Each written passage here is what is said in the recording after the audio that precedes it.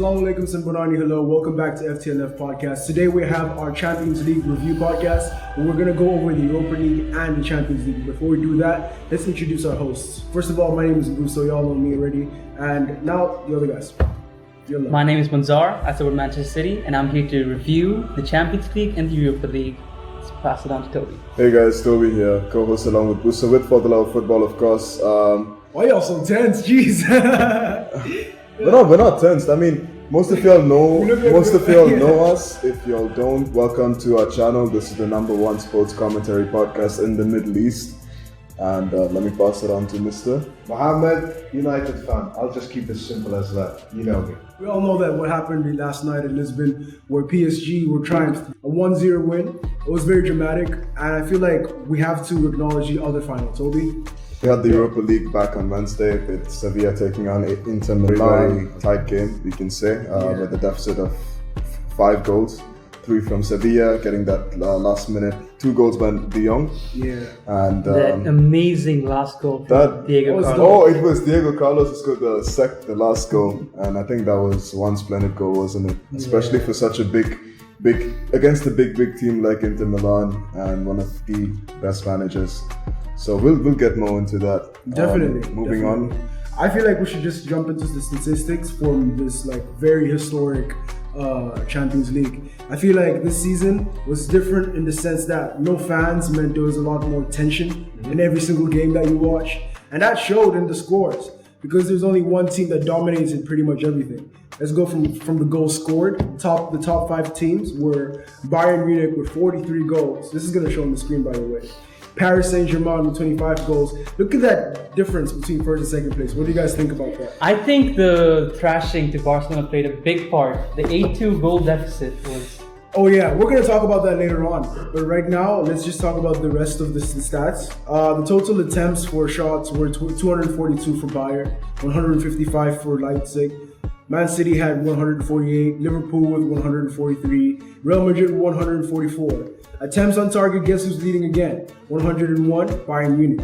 The only category which actually matters that people have put Bayern aside and just took another team out at the helm is actually fouls committed, and that was by Atalanta. That is the only other thing. Talking about Atalanta, I mean, we brought this up, guys, how they've come so far in the Champions League. I mean, it's amazing, with they're underdogs if you think about it. Yeah. With but average they players. Yeah. But if we're talking about rising clubs, I think there's no other club in the Champions League other than Leipzig. Because 10 years ago, when Pep Guardiola won the Champions League with Barcelona, they weren't a team. They weren't a team. It was impressive. Back in 2016, that's when they just qualified for the first division with Bundesliga. So because it is a big... Yeah. Besides the dominance of Bayern at the top place for all these stats, we have Leipzig showing up at the top as well, which is very impressive. Top 3 when it comes to total attempts on shooting. You have them top 2 when it comes to fouls committed, which is a bad thing. But if you take a better stat and go down all the way to assists, their players are up there with the best. But funnily, I feel like there was no comparison this season when it comes to the top team. We all knew Bayern was going to make it far, but some of us had hope that PSG could leak out a win. I'm going to be honest. But right? I believe that if Werner was there in Leipzig, I think Leipzig could have gone further. They definitely could have gone further. He's Possible, done so but they much. wouldn't reach the finals. I mean, you've seen how Bayern plays attacking football. You never know. It That was their main. It was Leipzig versus PSG actually, and I think Werner is a striker who is very versatile. He can What play was on the the goal wings. scored in Leipzig PSG? It was 3-0 to PSG. Yeah, it was 3-0 to PSG, yeah? So if you think about it, I think Werner would make a big impact on what he's done with PSG for these past few seasons. He can give assists, he can score a lot of goals, and he's got that pace. So very, very proud and very happy that he's in Chelsea right now. let's see what's in store in his career. I want to mention another rising star in the Champions League in the name of Erik Braut Haaland. What an amazing striker. He did it in RB Salzburg, he moved to Dortmund, and he did it again. This kid is one for the future, and I think we should keep our eyes for him. I mean, talking about Dortmund, who knew he would go to Dortmund, right? I mean, that's a good start for him. If you No, he had links to several clubs, but Real Madrid was one of them, but it was a good start. But I think the biggest one was United. Maybe, but at the end of the day, it was his choice. The same thing with Jude Bellingham. Yeah. Of course. I think it's around about time we move on to our next segment where we talk about the statistics that are actually groundbreaking this season. I'm talking facts. I'm talking new things that players have done this season that have never happened before. And Toby's going to lead that for us, but for now we're going to take a break. Moving on, guys, we've got some few facts for the Champions League this season, which is the 2019-20 season. First off, guys, I want to start with Erling Braut Haaland with Manzar brought up. Broke new record as the first teenager to score in 5 consecutive UEFA Champions League games by racking up 8 group stage goals for Salzburg. What is your take on this, guys? I feel like football is a young man's game and it's coming to a hold right now. Mbappe, Haaland, my man Davis. I feel like these players are showing up and showing out, and football is not only becoming a game of pace, but a game of a lot of adrenaline. I feel like that is showing through the players that are highlighted right now. And Erling Haaland is like the ideal. He's a great example about that. He's the most German. I actually want to ask Mohammed a question. If Haaland was in United right now, do you think it would make a very big impact and you wouldn't require Sancho? Possibly, but I don't think we need Haaland at this point because we've got Martial and Rashford anyway. Are you saying? Wait, are you saying that there could be competition between these two? There would be, definitely. I mean, if you think about it, Martial has scored 20 goals this season. Rashford has also scored 20 plus goals this season. Both of them wouldn't have achieved their target if Erling was there. We could possibly swap Martial to right wing. But you're not wrong, but then Martial and Rashford obviously are world class. They're very good players. But Haaland is a complete striker. Yeah, that's true. We needed a complete striker. But you know what? We can't ignore the fact that Dortmund came back this season. Talking about that, even that transition in the middle of the season back in December when Haaland moved to Dortmund, how did he keep his form, guys? How do you think that? I think Haaland went into Dortmund with a lot of confidence. When he started to join Dortmund, he put on 10 kgs of muscle. And I think that played a huge part in him succeeding in Dortmund like this. Because I think in the Bundesliga, he has the lowest goals per minute ratio of 81 minutes per goal, which is absolutely insane. It is. This guy's a beast. How many goals he's got? 30 plus goals right now, this season. Being a youngster, that's something. What about the age of 19? For the age of 19, that is something big to think about. Secondly, we want to move on to one of the highlights this season: Chelsea versus Ajax at Stamford Bridge. A nice 4-4 game. Goals after goals. What a game that was. In the first half, Chelsea were losing 4-1, and obviously, that comeback was crazy. Even though, being a Chelsea fan, there were a few mistakes from the referee. But what is your take on that game? I think that's the game in which Lampard saw that Ziyech is going to make a difference at Chelsea. I think that game is when Lampard decided Ziyech is coming to Chelsea, and he's a Chelsea player. Are you excited to have Ziyech in your team? You think? Fair enough. The beautiful left foot, and he scored 2 goals against us. And remember that corner shot that deflected off Kepa. I just want to put it out there. With all these transfers from players coming from different countries and different leagues, I just hope that they could possibly bring an impact after entering the new league. Just like what happened to Haaland. Erling Haaland. He just had the consistency, but a few others like Hazard, for example. What did he do in Real Madrid?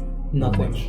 Even though he is a world-class player. But I think it's not right to. I'm going to be a Hazard fan till the day I die. I might be a bit. No biased. hate towards Hazard. I might be a bit biased. Okay. But I feel this season was a transitional season for Real Madrid in general.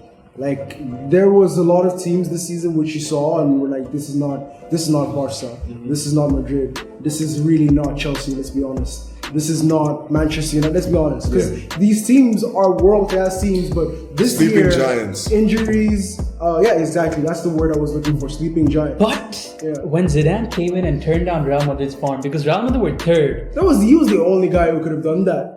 In my opinion, like he knows the team, and we brought it up in the previous episode of the podcast. But bringing in managers who used to play for the team makes the team a lot more concrete, like the bedrock. And Juventus did follow that teams path. are, and I feel like if Manchester United follow suit, pick Van der Sar, pick Giggs, pick legends as director of football. As director of football, because look at how good it's working for Chelsea. That's the transition that's happening with Chelsea right now, especially the whole staff we have are all Chelsea legends. If you think, do you know the cycle of United right now? I'm not going to say Van der Sar is not the bad option, or is the worst option, but this is what I'm going to put out there. It's not under Ole Gunnar Solskjaer. It's not under the players. It's not under the entire team. It's just the management. It's just the damn. I'll need to bring Manchester United. You know why? Because this is what happens. The board signs a manager. He gives the manager his first 3 or 5 signings. The guy brings in all those players, and the players give us Champions League qualifications or first 4, top 4 secured. And then the next window we have no signings, and then obviously it ends up by sacking the manager. And then the cycle goes on again and again. You hire a new manager, you give them the first 3 or 5 signings, expect a qualification. It's the same thing again and again. Unless, from what I pray, Woodward and the Glazers should leave. I completely agree with you. I hate this recent trend of bringing in a manager, letting him play for 1 year, and sacking him. You could see with Sarri's recent signing and bringing in Pirlo, football's heading in a very weird. Well, talking about that, even Chelsea, we've been doing that for the past 10 years. Been sacking a lot of. It's not just Chelsea, United. It's everywhere. It's everywhere. It's happening. Except for Atletico Madrid. See, that's what you call a board backing a manager. And it's working. Look at Tottenham for. Is it? It is. It is. It is. See. No. Okay. You have to understand where. How many years has Simeone? 10 years plus. 10 years. Too many. Now, I can't imagine. People have given Alex Ferguson time. People have given Arsene Wenger time. Mancini time. You're talking about competition-wise, competing with Real Madrid and Barcelona in La Liga. Okay. You can't. Yeah, I mean you cannot. But then, if Mourinho were to succeed in Tottenham, it's going to take time. It's not that you can't, man. Atletico are a big club. They just need good investment. They need to fix specific areas where they need to compete. That's what I was going to say. See, this is where I think Liverpool got very lucky. Exactly. Liverpool got very lucky with their signings. Robertson, they got from Hull, amazing. Trent, they graduated from the academy, amazing. Wijnaldum, bought from Newcastle, has been very decent. You see, football has some basis of luck. No, I feel like Liverpool was smart in keeping the young talent local. There's a problem with bringing players from different leagues and then integrating them to your system because they're not playing in that system. They're not used to it anyway. Different leagues. A great example of this, Depay coming to the Premier League. Oh, let's make him play like a Premier League winger. That's not going to happen. It's the same He's thing just with not the same. Di Maria. Exactly. Some players don't belong in the Premier League. But let's move on to the next thing. For sure. The record 10 hat-tricks was stuck in the UEFA Champions League this season, including 4 goal hauls for Serge Gnabry, Robert Lewandowski, and surprisingly, Josip Ilicic from Atalanta. How he is shunned this season. Yeah, but I just want to put a spotlight on Serge Gnabry. Man. From where he went to what he's accomplished is absolutely sublime. Gnabry, Tony Pulis said Gnabry wasn't good enough for West Brom. And now he's taken Bayern Munich to a Champions League title. Same with Arsenal. Look at Arsenal. They sold him for 14 million, and look what he's doing at Bayern Munich. One of the best players in this Champions League season. I mean, he's really proved himself, and I think that's the mentality every player needs right now. Yeah. Moving on, I just want to talk about Juventus' loss to Lyon in the round of 16, which was big, guys. Don't you think? That's a surprising win. Boos and I have spoken about this in the previous podcast, but why don't you get your opinions on that? I think it was a surprise loss. I think that wasn't a penalty because Bernardeschi got the ball first. So it should have been a penalty to Lyon. Mm-hmm. But Lyon did play fair and square. Do you guys think it was surprising for Mr. Cristiano Ronaldo to miss another quarterfinal? Yeah. That was the first time in over 10 years. 10 years. It's like, obviously, he was expecting more and he did his very best. I'm not blaming the entire team or anything, but at the same time, even though the team has performed better, Lyon has been exceptional. Yeah, definitely. And Lyon have knocked out Juventus and Manchester City, which is no easy feat. Who thought? Who thought of a team from the Farmers League? Now, I just like the fact that how Dembele has made a super sub impact on the entire team, even though he's not starting. You know, it's like it's something That's true. It's commendable. you never notice. Or you never But I would like to say Ronaldo did score 2 goals against Lyon. He did. So But you that's can't rely. Ronaldo. You can't rely on That's one Ronaldo. player. It's all about the team effort, man. very- It's the same Let with me ask, Messi and where Barcelona. do you see Messi headed towards? Or if is he staying? I can see him staying for a season or so. I mean, he's mentioned. Let me be honest. This is my specific.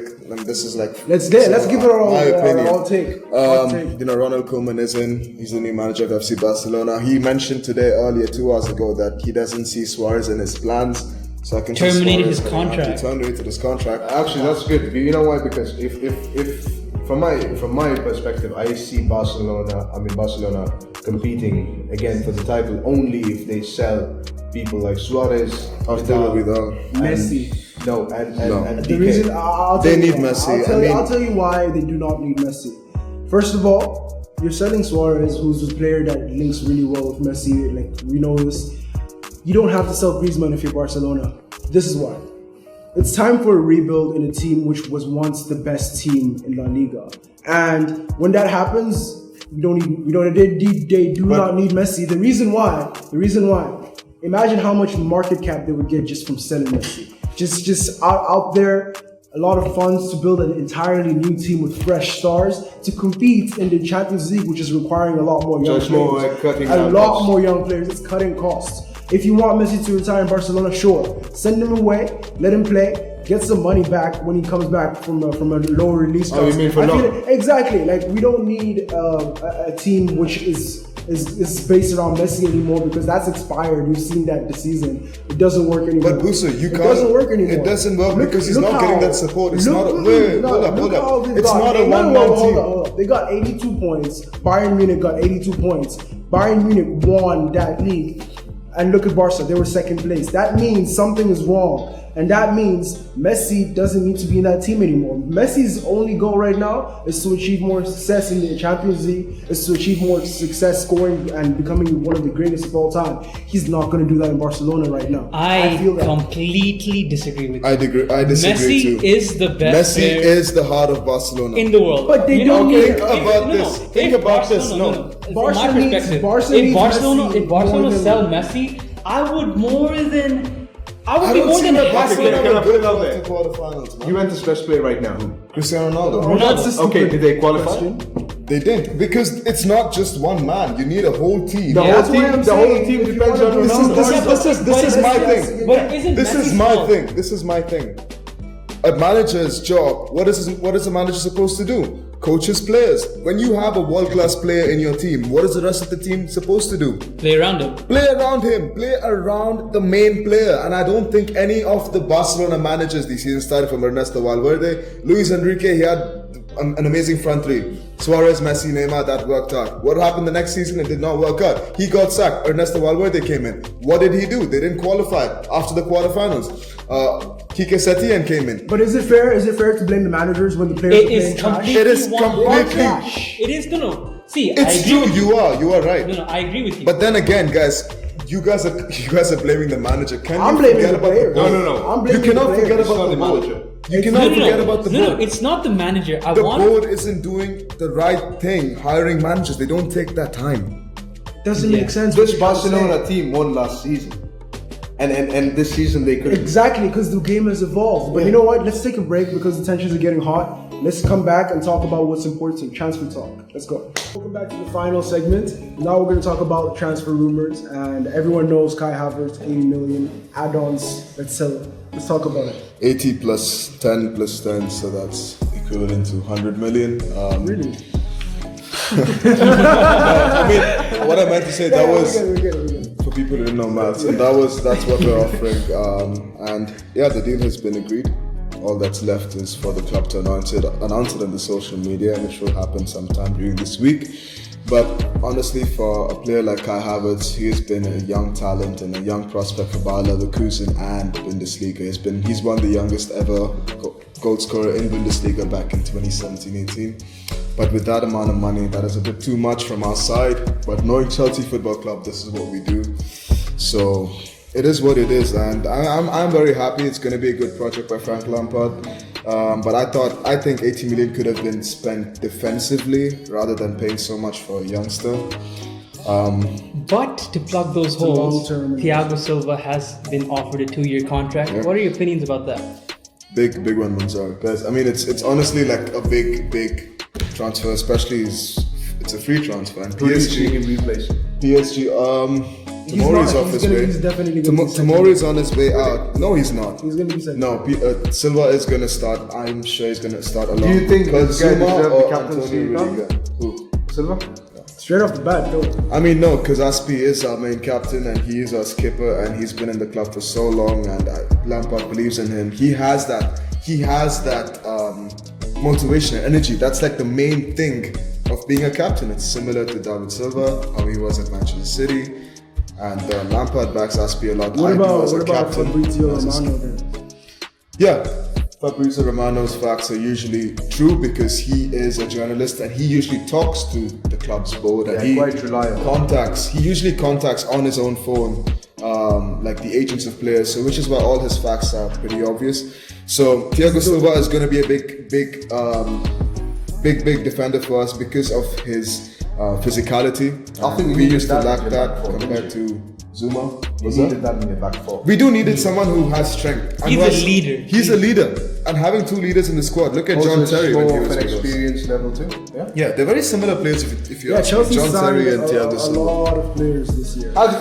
From what I see, Chelsea has been having the most successful transfer window this year. We did, and I mean that money came from selling Eden Hazard, and obviously we had the transfer ban for 2 windows, and that got lifted. So we've got a lot of money, and I'm so happy that our board is backing Mr. Frank Lampard. So I'm not going to expect everything to happen in the beginning of the season. It's going to take some time. I understand that. I'm not aiming for a title. I'm aiming for top 3 at least.